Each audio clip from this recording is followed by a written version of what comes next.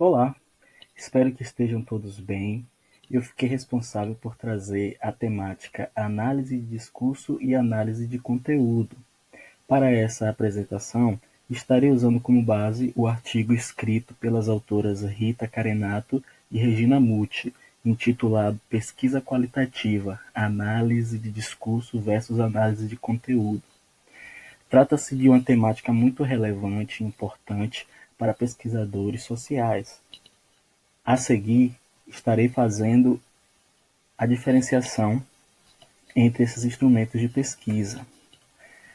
Então, a primeira coisa que devemos ter em mente é que análise de discurso e análise de conteúdo não são sinônimos. Muitas pessoas confundem, acreditando se tratar do mesmo assunto.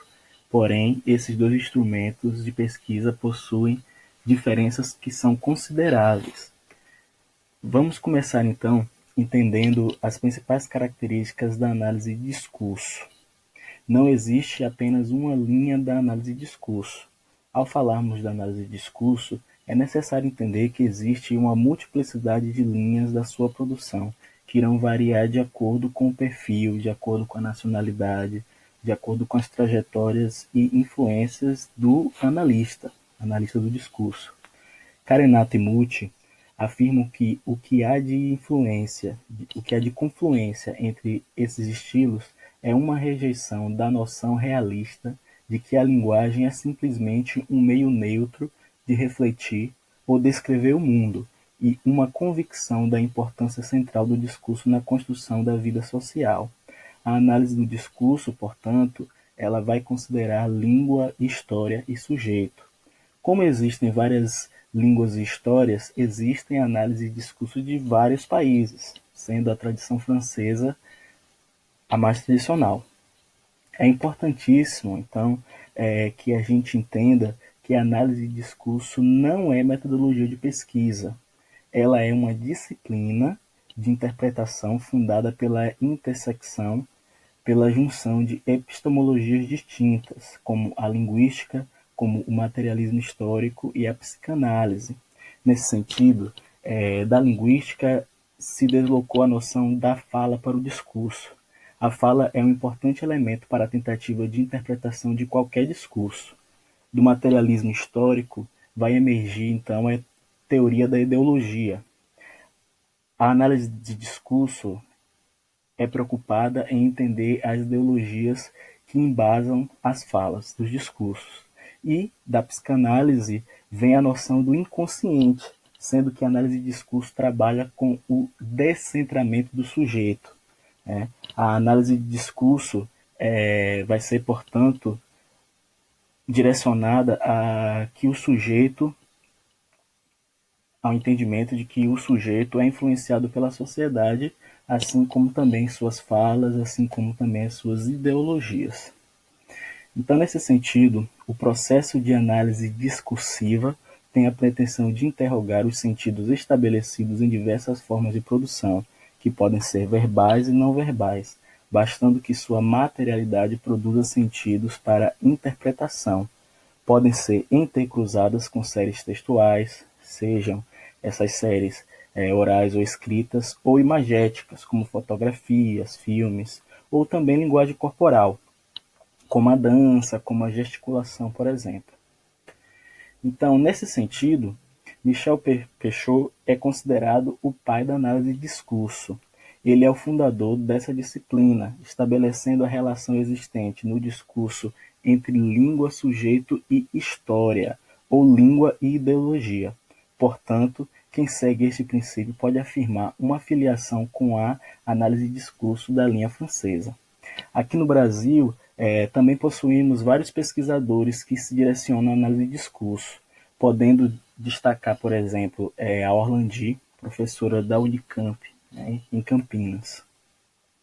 Bom, assim, a linguagem é estudada não apenas enquanto forma linguística, como também enquanto forma material da ideologia. Cabe ressaltar que ideologia, nesse sentido da análise de discurso, é o posicionamento do sujeito quando se filia a um discurso, sendo o processo de constituição do imaginário desse sujeito que está no consciente, seja o consciente pessoal influenciado pelo consciente coletivo, pela consciência coletiva, melhor dizendo. Para Saussure, a língua é um fato social. Então, nesse sentido, a língua ela vai ser ligada à exterioridade, à ideologia e ao inconsciente do sujeito. Outro elemento importante de ser compreendido é que a linguagem, que a análise do discurso trabalha com o sentido e não com o conteúdo do texto. Um sentido que não é traduzido, mas esse sentido é produzido. E para que essa produção aconteça, é necessário uma análise dos vários fatores que influenciam o sujeito ou os sujeitos do discurso. Na análise do discurso, a linguagem vai além do texto, trazendo sentidos pré-construídos, que são ecos da memória de dizer. Essa expressão memória de dizer aqui, ela vai remeter à memória coletiva, que é constituída socialmente. Assim, o sujeito tem a ilusão de ser o dono do seu discurso e ter controle sobre ele, porém não percebe estar dentro de um contínuo, porque todo o discurso já foi dito antes. Podemos trazer um exemplo da utilização da frase, por exemplo, é dando que se recebe. Essa frase pode possuir uma multiplicidade de sentidos. Vai depender de quem está a falando. Pode ser um padre franciscano, pode ser um político, pode ser uma prostituta, por exemplo.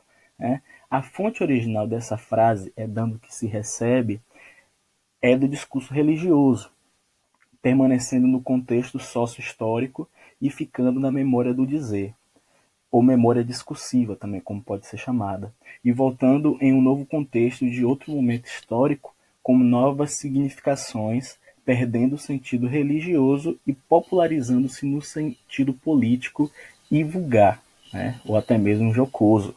Então, a maneira que um padre vai dizer essa frase vai ser interpretada totalmente diferente da maneira como um político poderá dizer essa frase, ou até mesmo como uma prostituta poderá dizer. Então, de acordo com Peixoto, é impossível analisar um discurso como um texto, isto é, como uma sequência linguística fechada sobre si mesma, mas é necessário referi-lo ao conjunto de discursos possíveis a partir de um estado definido das condições de produção. Então, nesse sentido, Michel Foucault tende a trazer a ideia de que todo dizer é marcado ideologicamente. Então, atrás de todo dizer vai ter uma ideologia.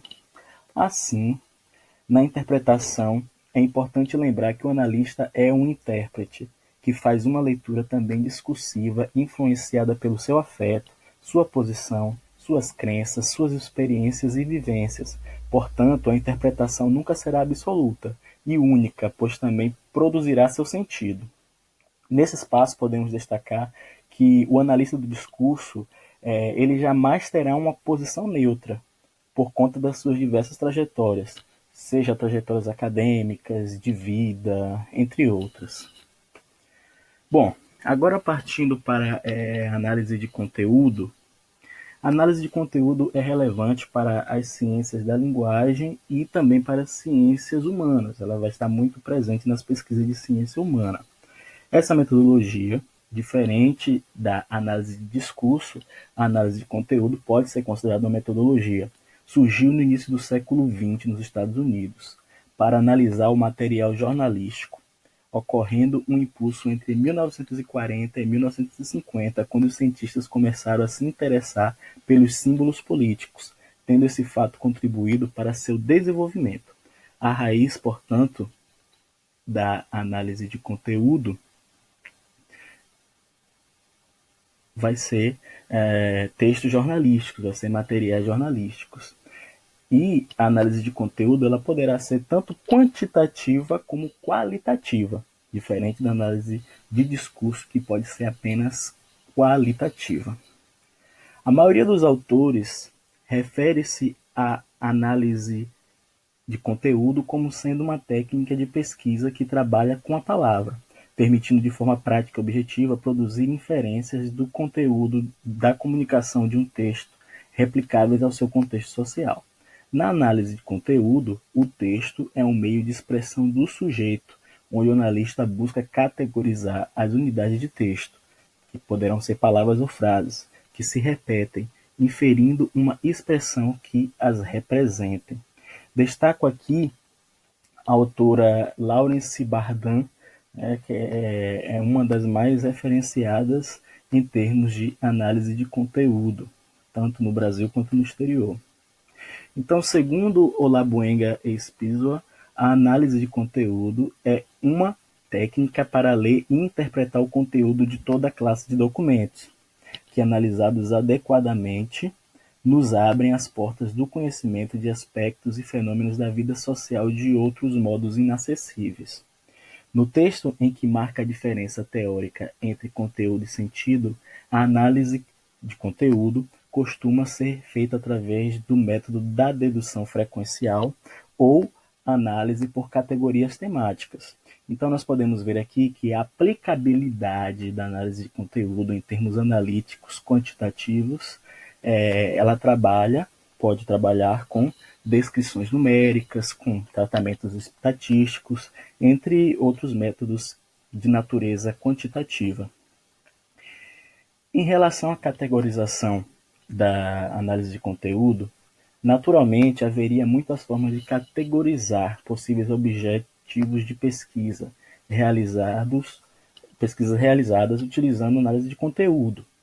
Mas nós destacamos aqui uma classificação, que é bastante utilizada, que é a classificação de Laswell, em que este caracteriza a comunicação a partir de 6 questões. Questões: quem fala, para dizer o quê, a quem, de que modo ou com que finalidade e com que resultados.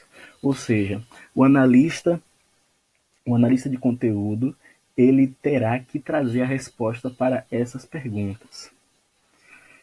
Utilizando essa definição, podemos categorizar os objetivos da análise de conteúdo de acordo com a orientação que toma em relação a estas 6 questões.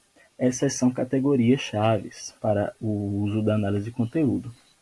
E, por fim, em qualquer de suas abordagens, a análise de conteúdo fornece informações complementares ao leitor crítico de uma mensagem, seja ele linguista, seja ele psicólogo, sociólogo, educador, crítico literário, historiador ou outro. Como método de investigação, a análise de conteúdo compreende procedimentos especiais para o processamento de dados científicos. Então, Bardan, ela divide a análise de conteúdo em 3 etapas metodológicas, sendo essas etapas: a primeira, pré-análise; a segunda, exploração material; e a terceira, o tratamento dos resultados de interpretação. Então, a pré-análise vai ser justamente a fase da pesquisa em que são colhidos, todas as informações bibliográficas, entrevistas, entre outras, seja lá qual for o método que o pesquisador utilizar. Na exploração do material, esses dados vão passar por uma filtragem, e nessa terceira fase vai haver um tratamento de todas essas informações que foram coletadas. Então, para finalizarmos, eu trouxe esse quadro de síntese que faz uma distinção das principais características da análise de discurso e da análise de conteúdo. Então, enquanto a análise de discurso ela vai ser somente qualitativa, a análise de conteúdo vai ser qualitativa e quantitativa. O material de análise da análise de discurso é o corpus de arquivo e o corpus empírico, enquanto na análise de conteúdo vai haver materiais textuais escritos, somente materiais escritos, como pesquisas, textos jornalísticos, etc. A análise de discurso trabalha com sentido e não com conteúdo, enquanto a análise de conteúdo trabalha exclusivamente com conteúdo, como o próprio nome já fala.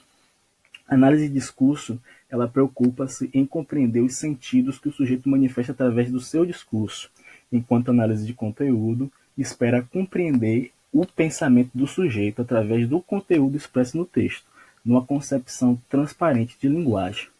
Enquanto a análise de discurso traz uma leitura do texto enfocando a posição discursiva do sujeito, legitimada socialmente pela união do social, da história e da ideologia, produzindo então os sentidos, que é o seu principal objeto.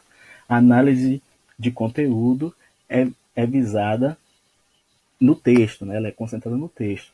E é justamente uma série de significações que o codificador detecta por meio dos indicadores que lhe estão ligados. Bom, então nesse sentido, essa breve pesquisa utilizou esses textos como principais referências. Agradeço a atenção de todos. Passei um pouco do tempo, mas por conta da extensão do conteúdo foi necessário. Obrigado.